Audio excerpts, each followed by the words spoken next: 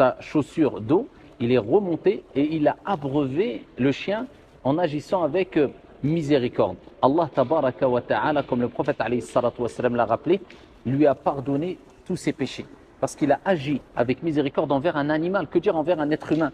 À travers quelle aumône? À travers le fait d'abreuver ce chien-là. Alors nous avons toutes et tous des proches qui sont décédés, ou parmi nos proches des gens qui sont décédés, parmi nos parents, parmi nos enfants quelquefois, parmi nos frères, nos sœurs, etc. Et beaucoup se posent la question, qu'est-ce que je peux faire vraiment en leur faveur? Alors il y a plusieurs moyens afin d'être profitable pour les défunts. Il y a ad-du'a, bien sûr, les invocations, augmenter les invocations pour les défunts parmi ceux et celles que vous connaissez, et même celles et ceux parmi les croyants que vous ne connaissez pas.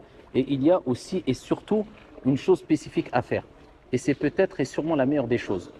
Cette chose-là a été mentionnée dans un hadith rapporté par l'imam Ahmed avec une chaîne de transmission jugée bonne. Un homme parmi les compagnons a interrogé le prophète alayhi salatu wassalam, avec les propos suivants. Il dit: Ya Rasulallah, inna ummi matat. Ma mère, ma propre mère est décédée. Afa atasaddaqu anha. Est-ce que je peux donner des aumônes en sa faveur? Le prophète alayhi salatu wassalam a répondu par l'affirmatif. Il dit na'am. Et le compagnon a poursuivi et il dit: Ya Rasulallah, fa ayyu sadaqati afdal.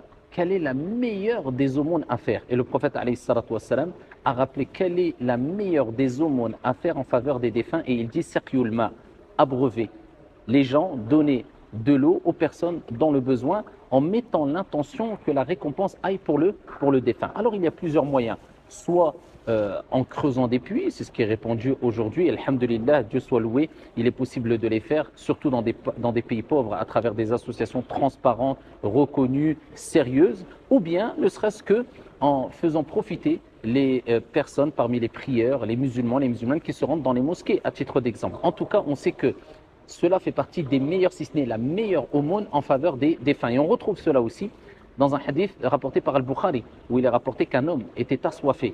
Et il a trouvé un puits, et il s'est rendu dans ce puits, et il est descendu afin de prendre de l'eau, et il a étanché sa soif.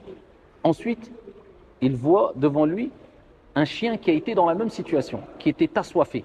Et il a pris sa chaussure ou sa chausson, donc ses souliers, et il est descendu avec dans le puits. Il a rempli son soulier ou sa chaussure d'eau, il est remonté et il a abreuvé le chien en agissant avec miséricorde. Allah tabaraka wa ta'ala, comme le prophète alayhi salatu wassalam l'a rappelé, lui a pardonné tous ses péchés. Parce qu'il a agi avec miséricorde envers un animal, que dire envers un être humain. À travers quelle aumône? À travers le fait d'abreuver ce chien-là. Que dire si on abreuvait